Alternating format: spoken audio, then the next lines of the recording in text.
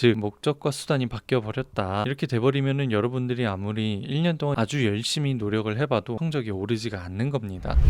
안녕하세요. 당신을 위한 수능이 사이트 황도입니다. 자, 이번 시간에는 지난 영상에 이어서 FAQ를 해보려고 해요. 시간관리 관련한 대표적인 질문들 해결을 해보자고요. 지난 시간에 보여드렸던 FAQ는 이렇게 있습니다. 근데 오늘은 이 1번에 대해서 얘기를 해볼 거예요. 매일 전과목을 골고루 하는데 시간관리가 어려운 친구들이 많아요. 그분들에게 어떻게 솔루션을 줄지 얘기를 해보자고요. 매일 전과목을 골고루 하는 학생이 왔어요. 근데 그 학생이 말하길 밸런스에 문제가 있는 것 같아요. 그리고 또 제가 잘하고 있는지 확신이 없어요. 이렇게 말을 한단 말입니다. 저는 생각을 해보는 거죠. 배분에 문제가 있나? 어떤 과목은 7, 8시간 하고 어떤 과목은 완전히 배제를 하고 그렇게 공부를 하고 있나? 아니면은 숙련도에 문제가 있을 수가 있어요. 내가 잘하는 과목과 못하는 과목이 효율에 있어서 차이가 나기 때문에 숙련도에 문제도 있을 수가 있다. 근데 여기서 생각을 한번 해보죠. 우리는 전 과목을 매일 해야 된다라는 생각을 왜 할까요? 생각해보면 그게 당연해서 그랬습니다. 상식이라고도 볼 수 있겠고요. 근데 그건 어쨌든 다 유튜브나 선배 아니면은 선생님, 강사 이런 매체들을 통해서 또는 누군가를 통해서 들었을 가능성이 매우 높습니다. 감 유지를 위해서 당연히 그래야 된다라고 얘기하긴 하죠. 합리적인 것처럼 들리죠? 학생들은 여기에 대해서 문제의식을 잘 느끼지 못해요. 관성대로 하던 대로 하기 마련이니까요. 근데 전 과목을 골고루 한다라는 것은 개념입니다. 관념적인 내용이고 어떻게 보면은 도덕적, 윤리적 문장 같기도 해요. 그러니까 남을 해치면 안 된다 아니면은 거짓말을 하면 안 된다 이런 윤리적인 문구 같기도 하거든요. 사실 이게 반증이 안 되기 때문에 그렇습니다. 반박이 쉽지가 않다. 근데 실제로 내가 매일매일 전 과목을 푸는 것은 실체적이고 방법론적인 영역에 해당하고 그렇기 때문에 잘못될 가능성이 분명히 있어요. 그래서 이 학생이 문제점으로서 말할 수 있는 것은 개념과 방법론을 혼동했다라는 얘기죠. 헷갈렸다. 골고루 공부한다라는 개념과 매일 전 과목을 공부한다라는 방법은 동치가 아니에요. 이 두 개가 다른 말인데 또 하나의 문제점은 타인의 방법론을 고민 없이 갖다 썼다라는 거죠. 근데 이런 문제가 발생하는 이유는 학생 입장에서 좋은 대학을 간 선배 또는 유튜버 그 다음에 멘토 아니면 실력 있는 강사 아니면 학교 선생님 등등 이런 사람들의 말을 거스르기가 쉽지가 않습니다. 그 사람들에게 우리는 권위를 부여하고 있기 때문에 그런데요. 결국엔 학생들은 수능과 주체성에서 균형을 잘 잡아야 하는데 공부를 잘하려면 선생님께서 알려주신 거를 잘 따라야 되잖아요. 잘 배우고 체화를 하고 수능이 필요하긴 한데 혹자는 이렇게 얘기를 합니다. 수능 시험은 생각을 해야 되는 시험이니까 사고력이 중요해. 너 스스로 생각을 많이 해야 돼. 근데 그렇게 얘기하면서 그러니까 이제 내 강의를 들어. 내 책을 사. 이렇게 얘기를 하는 거죠. 이상한 말이죠. 그러니까 구분을 해서 비판적으로 바라봐야 되는 겁니다. 결국에는 이런 학생은 실력과 점수 올리기가 목적이 아니라 루틴 유지가 목적으로 바뀌었다라는 뜻입니다. 즉 목적과 수단이 바뀌어 버렸다. 이렇게 돼버리면은 여러분들이 아무리 1년 동안 아주 열심히 노력을 해봐도 결국엔 목적이 바뀌었기 때문에 성적이 오르지가 않는 겁니다. 자, 개선 방향을 보자면 루틴을 최적화를 하는 것인데 하루 단위가 아니라 일주일 단위로 바꿔줘야 된다는 거고 예를 들면 국어는 독서, 문학, 화작, 엄매를 매일 다 할 수가 없잖아요. 그러니까 월수는 독서 2시간, 화목은 문학 2시간, 금요일날은 엄매 2시간. 화작을 하면 여기서 좀 이득을 볼 수 있는 거죠. 시간적인 이득을. 토요일날은 복습 또는 심화 공부를 할 수가 있겠고 이렇게 함으로써 기대 효과는 밀도 있는 공부를 가져갈 수 있다. 즉 한 번 공부할 때 충분히 생각을 하면서 시간 들여 공부할 수 있다. 밸런스도 괜찮죠? 그리고 이제 과목별로는 다른 전략을 가져가야 돼요. 영어는 절대평가가 됐으니까 매일 배치하는 것보다는 격일 배치를 시도할 수가 있다라는 거고 탐구는 번갈아 가면서 밀도 있게 월요일은 물원을 3시간을 했으면 화요일은 화원을 3시간을 하는 거고 주말은 섭섭하니까 2시간 다 하는 거죠. 듣기나 논술, 한국사 이런 것들은 주 1회 스케줄로 바꿔줄 수 있다는 겁니다. 그리고 이제 집중 공략을 해야 되는데요. 골고루만으로는 부족하다는 겁니다. 약한 과목에 조금 더 힘줘서 시간을 배치하는 것이 중요하고요. 그걸 할 수 있게끔 하는 게 바로 주말입니다. 주말은 일과의 스케줄과 벗어나기 때문에 내가 테마 공부나 능동적인 공부를 하기가 되게 유용해요. 이